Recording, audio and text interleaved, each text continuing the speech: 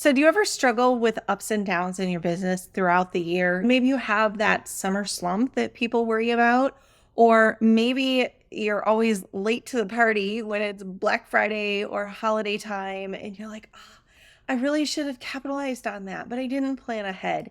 In today's video, we are going to be talking about seasonal marketing, planning a seasonal marketing calendar so that you can piggyback off those holidays and those trends that happen different times throughout the year in order to smooth out your business cash flow and to make sure that you are getting in on those fun holidays to promote your business, and also making sure that you're planning ahead for the slower times that you might have in your business so that you don't run lean with your cash flow or your revenue.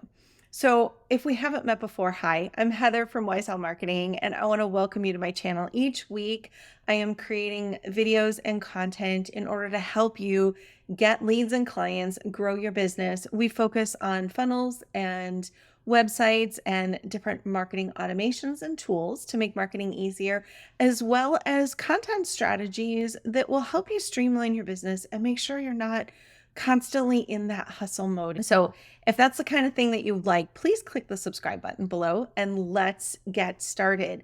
Today, we're really talking about the seasonal things with our content marketing. And I want to talk about, first of all, how important it is to tap into these different seasonal trends and things in our business.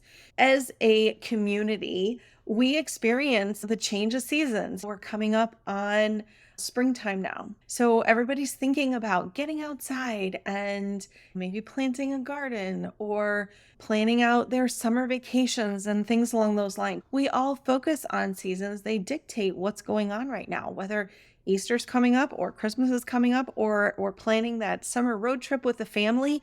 Those are things that people talk about. And when you can weave that into your content, you can make it relevant. You can make it timely with your audience.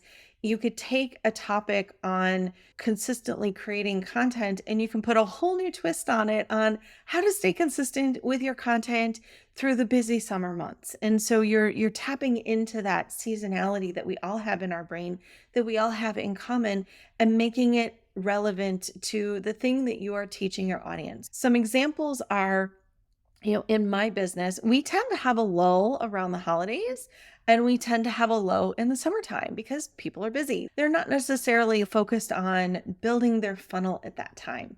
Having been in business for 9+ years now, I know that this is typical for me. So what I like to do is I like to plan ahead so that I'm creating some promotions and things in the springtime where maybe I'm putting people on a payment plan in order to float me through those leaner summer months. Or maybe I'm planning some promotions and I'm building up some buzz so that I can do something in the summertime that's going to give my revenue a little boost in order to keep things floating and without having to sweat it and worry. I also like to think about, what's my schedule going to be in the summertime? Are we going on vacation? How can I plan ahead so that I have time to relax and enjoy family as well? So, when you think about your content calendar, think about the busy times in your business. What times are people actively seeking out your services, and what times are they focused on other things? Is there a way that you can tie your services into a particular thing? For me, New Year's is a great time because people are doing planning. So that's the time for me to promote Planner Genius and the marketing planners and those kind of things. Also, each quarter, people get refocused on their goals at the end of each quarter. At the time I'm recording this, it's the end of first quarter. People are thinking about second quarter. How are you doing so far on your goals this year? That's a good time for me to be talking about content marketing so that I can promote Planner Genius. And full transparency, that's why we're talking about seasonal content right now, because that's one of the things we talk about in there that people don't always think about. And for example, in the planners, we have each monthly planner. I've got, what should you be focusing on right now in your business? And here's a tip. It's not what's going on this month. It's what's going on in the next few months that you should be focusing on so that you can build those funnels and have that infrastructure. As you're thinking about it, think about your industry and where are there seasonal trends? When's the hot time for people to be seeking out your services? And what can you do in those lower times in order to plan ahead and take care of yourself and your clients during that time frame? Set some goals about your content calendar. So, for example, if every year you're like late to the party for the Black Friday stuff, and this year you want to start doing a Black Friday promotion, then maybe you should be starting that in August and planning ahead so that you can have your funnel built, you can have your emails written, you can have everything queued up and ready to go. It's a busy time of year. Same thing as if you are going to be gone on spring break and you want to be able to do a promotion when you get back, you can plan seasonally ahead of time in order to do that. The way I like to plan my seasonal calendar is I take a empty calendar, 12-month calendar, and I go through and the first thing I do is I plan off when are our family vacations?